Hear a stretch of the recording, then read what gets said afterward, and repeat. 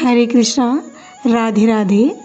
हम सभी साधक श्री चैतन्य महाप्रभु की चरितावली श्रवण कर रहे हैं। प्रसंग है दक्षिण यात्रा के लिए प्रस्थान। प्रभु के वियोग दुख को स्मरण करके सार्वभौम भट्टाचार्य कह रहे हैं, हाय प्रभु के विछोह के बदले मुझे पुत्र शोक प्राप्त क्यों नहीं हुआ, मेरा यह शरीर नष्ट क्यों नहीं हो गया।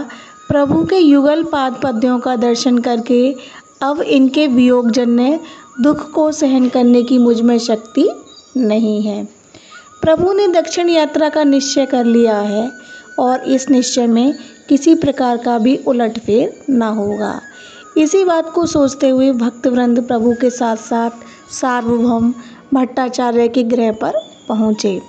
भक्तों के सहित प्रभु को आते देखकर जल्दी से उठकर भट्टाचार्य ने प्रभु की चरण वंदना की। सभी भक्तों को प्रेमाभिवादन किया और सभी के बैठने के लिए यथा योग्य आसन देकर धूप दीप नैवेद्य आदि पूजन की सामग्री से उन्होंने प्रभु की पूजा की। कुछ समय तक तो भगवत संबंधी कथा वार्ता होती रही। अंत में प्रभु ने कहा, भट्टाचार्य महाशय, मेरे ये धर्मबंधु मुझे शांतिपुर से यहाँ तक ले आए और इन्हीं की कृपा से मुझे पुरुषोत्तम भगवान के दर्शन हुए। सुनते हैं तीर्थों का फल कहीं कालांतर में मिलता है, किंतु मुझे तो जगन्नाथ जी के दर्शन का फल दर्शन करते ही प्राप्त हो गया। आप जैसे महानुभावों से प्रेम होना कोटि तीर्थों के फलस्वरूप ही है। आपसे साक्षात्कार होना मैं भगवान पुरुषोत्तम के दर्शनों का ही महाफल समझता हूँ। आपके सत्संग से मुझे बड़ी प्रसन्नता हुई और मेरा इतना समय खूब आनंदपूर्वक व्यतीत हुआ। संभवतः आपको पता होगा कि मेरे एक ज्येष्ठ भ्राता विश्वरूप 16 वर्ष की ही अवस्था में गृह त्याग कर सन्यासी हो गए थे। ऐसा सुना जाता है कि वे दक्षिण की ओर गए थे। मेरी इच्छा है कि मैं भी उनके चरण चिन्हों का अनुसरण करके दक्षिण देश की यात्रा करूं। इससे एक पंथ दो काज होंगे। इसी बहाने से दक्षिण के सभी तीर्थों के दर्शन हो जाएंगे और संभवतः विश्वरूप जी से भी किसी न किसी तीर्थ में भेंट हो जाएगी। अब आप मुझे दक्षिण जाने की अनुमति प्रदान कीजिए। इतना सुनते ही भट्टाचार्य सार्वभौम तो मर्माहत होकर कटे वृक्ष की भांति बेहोश होकर भूमि पर गिर पड़े। उनकी दोनों आंखों में अश्रु बहने लगे।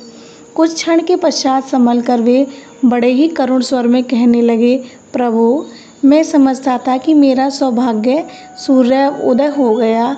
अब मैं बड़भागी बन चुका। अब मुझे प्रभु की संगति का निरंतर ही सौभाग्य प्राप्त होता रहेगा। किंतु हृदय को बेधने वाली इस विचित्र बात को सुनकर तो मेरे दुख का पारावार नहीं रहा। अत्यंत दरिद्रावस्था से जिस प्रकार कोई राजा बन गया हो और थोड़े ही दिनों में उसे राज्य सिंहासन से गिराकर फिर दीनहीन कंगाल बना दिया जाए, ठीक वैसे ही दशा आज मेरी हो गई है। प्रभु, आप मुझे छोड़कर कहीं अन्यत्र न जाएं। यदि कहीं जाना ही हो तो मुझे भी साथ लेते जाएं। मैं आपके पीछे अपने कुटुंब परिवार तथा पद प्रतिष्ठा सभी को छोड़ने के लिए तैयार हूँ। प्रभु ने सार्वभौम को धैर्य बंधाते हुए कहा, भट्टाचार्य महाशय, जब आप इतने विद्वान और समझदार होकर इस प्रकार की भूली भूली सी बातें करेंगे तो फिर अन्य लोगों की तो बात ही क्या है। आप धैर्य धारण करें। मैं शीघ्र ही यात्रा समाप्त करके यहाँ लौटकर आ जाऊँगा। भट्टाचार्य ने कहा, प्रभु, आपके लौटने तक क्या हो इस बात का किसे पता है। यह जीवन क्षणभंगुर है। आप मुझे निराश्रित छोड़कर अकेले न जाइए।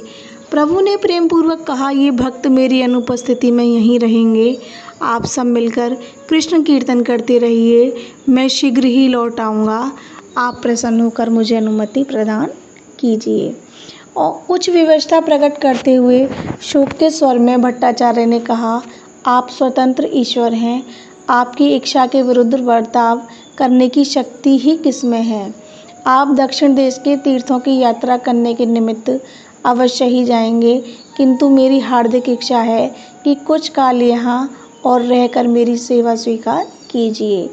भक्त वत्सल गौरांग अपने परमप्रिय कृपा पात्र सार्वभौम भट्टाचार्य के इस अनुरोध की उपेक्षा न कर सके। वे 5 दिनों तक भट्टाचार्य की सेवा को स्वीकार करके पुरी में ही रहे और नित्य प्रति भट्टाचार्य के ही घर उनकी प्रसन्नता के निमित्त भिक्षा करते रहे। भट्टाचार्य की पत्नी भांति भांति के सुस्वादु पदार्थ बना बनाकर प्रभु को भिक्षा कराती थी। इस प्रकार 5 दिनों तक भट्टाचार्य के घर भिक्षा करके और उनके चित्त को संतुष्ट बनाकर प्रभु ने दक्षिण यात्रा की तैयारियां की।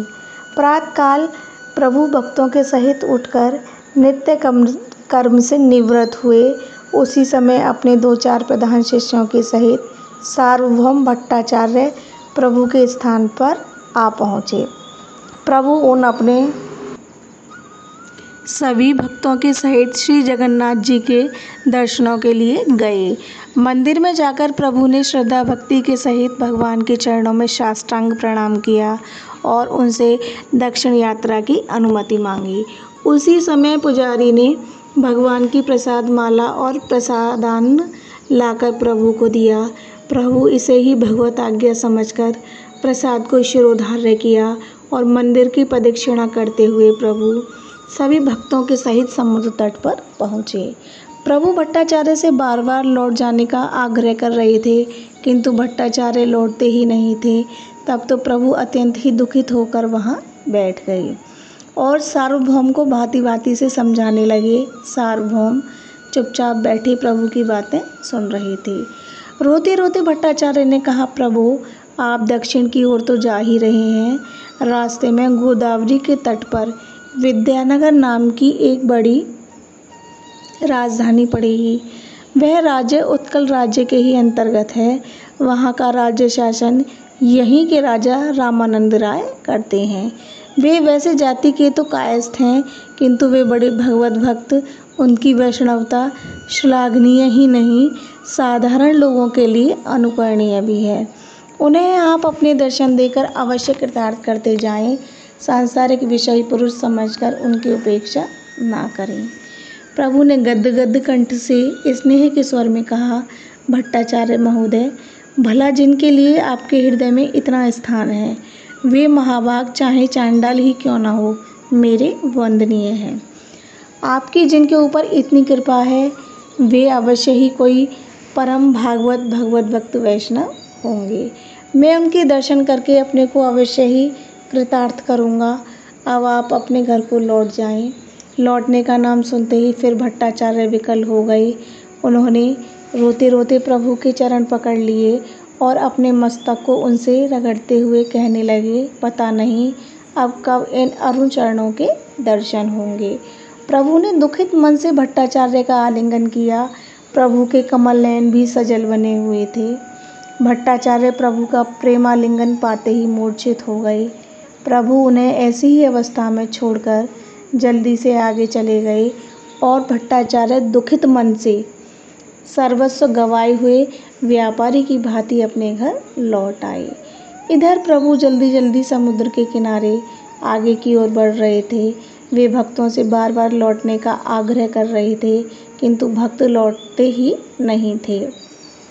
इस प्रकार अब लौटेंगे कहते हुए नित्यानंद प्रभृति भक्तों के सहित प्रभु अलालनाथ पहुँचे। अलालनाथ पहुँचने पर बहुत से लोग प्रभु के दर्शनों के लिए वहां आकर एकत्रित हो गए। इतने में ही गोपीनाथाचार्य प्रभु के लिए 4 कौपीन, 1 काषाय रंग का बहिर्वास और भगवान का महाप्रसाद लेकर अलालनाथ में आ पहुँचे। नित्यानंद जी प्रभु को लोगों से दूर हटाकर समुद्र किनारे ले गए और वहां से स्नान कराकर मंदिर में ले आए। मंदिर में आकर भक्तों ने प्रभु को प्रसादान्न भोजन कराया।